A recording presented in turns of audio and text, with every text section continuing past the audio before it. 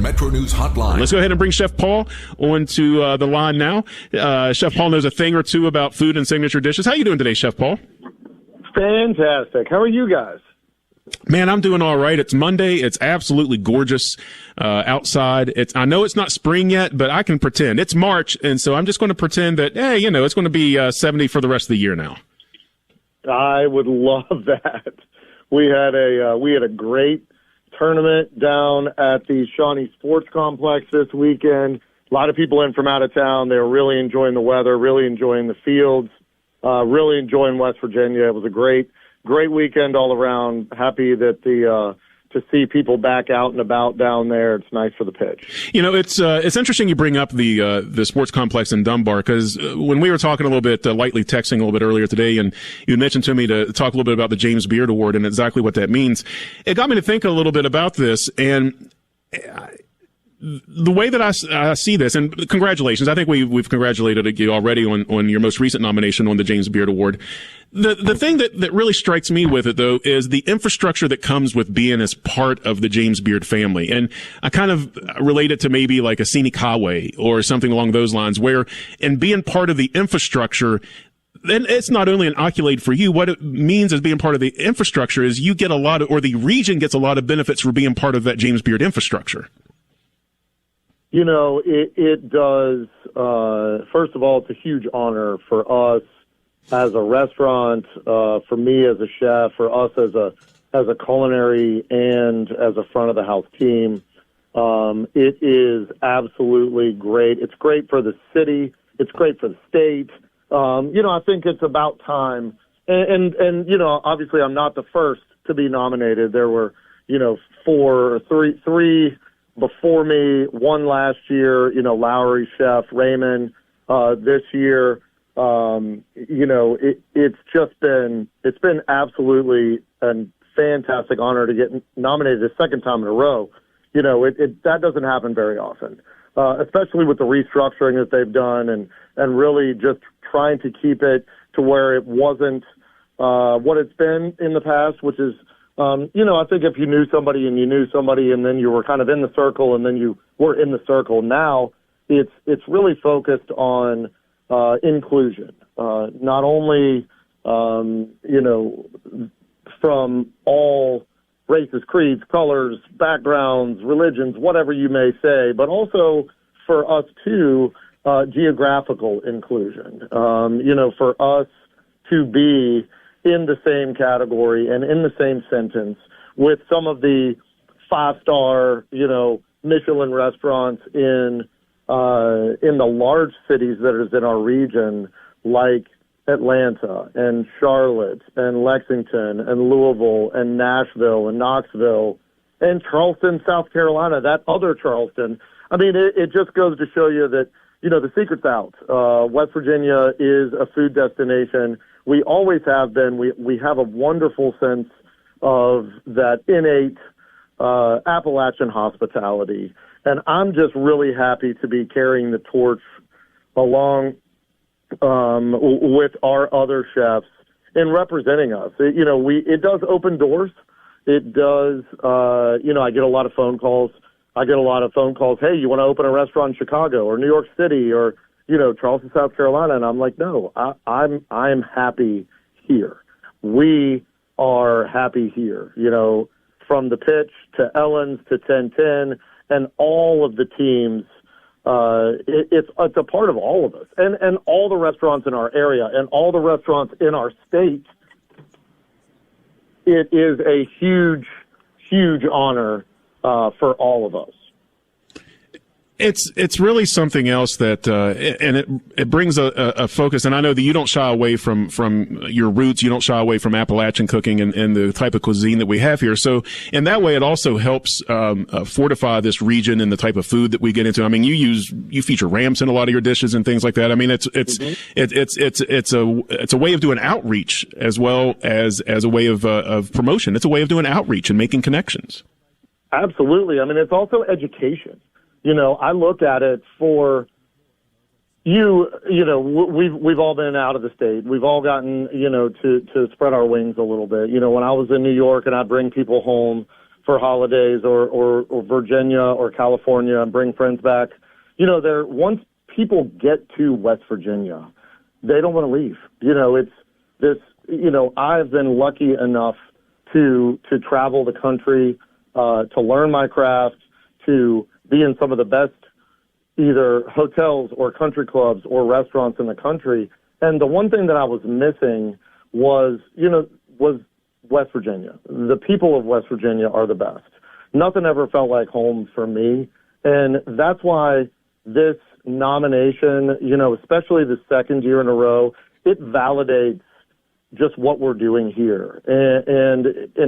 I could have done it in Asheville or Napa Valley or Vero Beach, Florida, or New York City, but it just means that much more to do it here, to do it at home, to bring the conversation here. And if we're lucky enough, if the food gods shine on us one more time and we go to Chicago, I am just proud to be able to carry the torch for all of us here in West Virginia. And I think somebody, my buddy got nominated, and he's in Asheville, and he called me and he said, we have a lot of great chefs in North Carolina, and there are 4 or 5 of us nominated in North Carolina. He goes, but man, you're representing a whole state, and that is something that is something that no one else can say. So I'm beyond honored. I'm super proud of all of our teams. I'm super proud to be here in West Virginia and be a part of this culinary scene that places and people, in other areas, like Mike and Amy Costello, like Jordan Masters, like, Emily Isaac at the Humble Tomato, like, Matt Welch at the Vagabond Chef, and Libby Nolan, and I'm forgetting a ton, but it just is absolutely fantastic to be able to call these guys like Chris Dixon, and they're like, man, go get it for us, man. This is going to be awesome. We are all behind you, and I think that's the wonderful part about West Virginia is we're all in this together. Talking to Chef Paul Smith, recent with his second James Beard nomination, and what that means to not only to him, but of course to the region, what it means to West Virginia. We have a question that came in from the 304-481. It is about the James Beard Award again, but they were curious as to what the nomination process was, and I'm going to piggyback on that because you mentioned earlier about the front of the house, the folks that work your front of the house. Is that something that's taken into account in the James Beard Absolutely. Nominations? Okay. There's a lot that's taken into account. Number one, it's the food. That is what they're looking for. They're looking for technique. They're looking for seasonality. They're looking for, just the restaurant in general.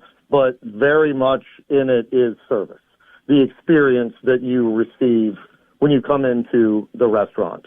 And then there's also the impact of what you do for your community, and that you're not just cooking, you're giving back, and that you're supporting your community. And that's one of the pillars of my, I guess, mission statement, if you will, and all of our mission statements at The Pitch and at 1010 and Ellen's is supporting our community. If you look at it like, am I top 20 cooks in 6 states? Including South Carolina, Georgia, Kentucky, North Carolina, and here. I don't know. Maybe. But if you look at the impact that we are having, that this restaurant that I'm having in West Virginia, then we definitely go straight to the top of the list. I think that supporting our community, I really pay attention to all the details, everything you just said, educating the people that are coming in from out of town on what West Virginia is, educating on, hey, what are Appalachian ingredients? What are the things that we've grown up with? I think a lot of the things now that we did out of necessity, like pickling and canning and fermenting, now we do it, and it's cool in the restaurants, but this has been a part of our heritage, and we have so much biodiversity in our, Appalachian foodways that I'm just using the ingredients that we have and adding my little twist to it. That's a great take and a lot of great information there. Once again, from Chef Paul, talking to us today from, recently with the second nomination, the James Beard Award, what goes into that, answering questions. One thing I wanted to kind of throw out there also, Chef Paul, before we wrap things up here, is with the state basketball tournament coming into town, and you're good enough to be on this program. We just sit on here and talk. We talk about your businesses, but I don't. I want to make sure that folks know there's plenty of places to eat in Charleston and downtown Charleston. Chef Paul is here today, and right down from the Civic Center towards downtown, you can find Ellen's Ice Cream. So that's going to be just right around the corner. And there's other local businesses. Fife House is down there as well. There's all kinds of things that you're going to be able to find that's in Charleston that you're going to be able to find. But also, and I think this is an important thing for folks to realize, if you're looking for something substantial, you want to maybe get out of downtown Charleston for just a little bit. If you're on the west side of that Civic Center over there and getting on the highway right there where you can get on the highway, it's really only about a 10-minute drive to Dunbar, and you can get to the pitch in virtually no time.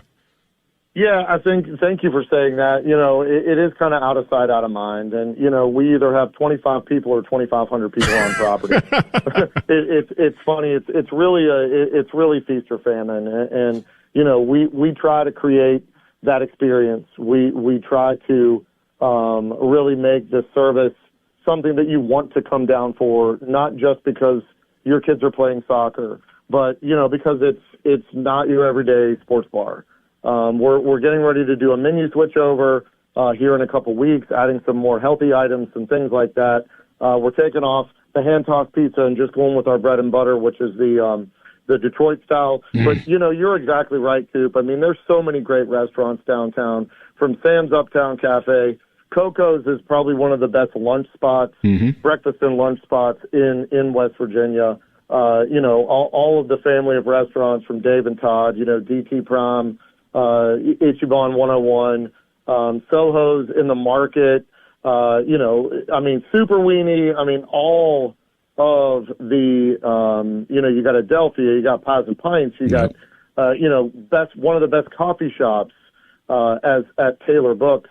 And also the Mia Cuppa Annex right inside the library. People forget about that. About a lot, but it's awesome. You will walk right in and get coffee just about any time. That's very true. And you look at Rock City. I mean, Rock City is an absolutely wonderful pastry shop, and it's right downtown. And Black Sheep Burrito. And you're right, Fife is great. And then I was lucky enough to get DoorDash the other night and had Lefties in Short Story delivered to my house, and holy cow. I mean, that's what I'm saying, man. It's not just our restaurants. I mean, we have a food scene here, and Mayor Goodwin, we talk about it all the time. I mean, the secret's out, with West Virginia. We're not America's best kept secret anymore. And with Charleston leading the way, we're just going to go places. It's a great time to be in West Virginia. It's a great time to be in the hospitality industry. Like, I could not be more proud to be, West Virginian by birth and by choice. And that's great stuff, Chef Paul. We really appreciate your time and coming on and talking about the James Beard Award, what's going on in Charleston with your restaurants and just the food industry in general. Congratulations once again on the nomination, Chef Paul, and we'll check out with you again next Monday. Sounds great. Have a good week, Coop. Take care, guys. Hey, you do the same. Thanks, Chef Paul. Appreciate that. Chef Paul Smith from 1010 Ellen's and The Pitch. He was our guest today, as he is every Monday at the top of the 4 o'clock hour. We talk about the food industry. Big week in next 2 weeks for food here in Charleston. If you're coming down to see any of the tournaments over the next couple of weeks, and maybe you haven't been here in a while, there are so many places to choose from. I think that you will find yourself very happy with your selection of food choices when you come to the capital city. Metro News Hotline.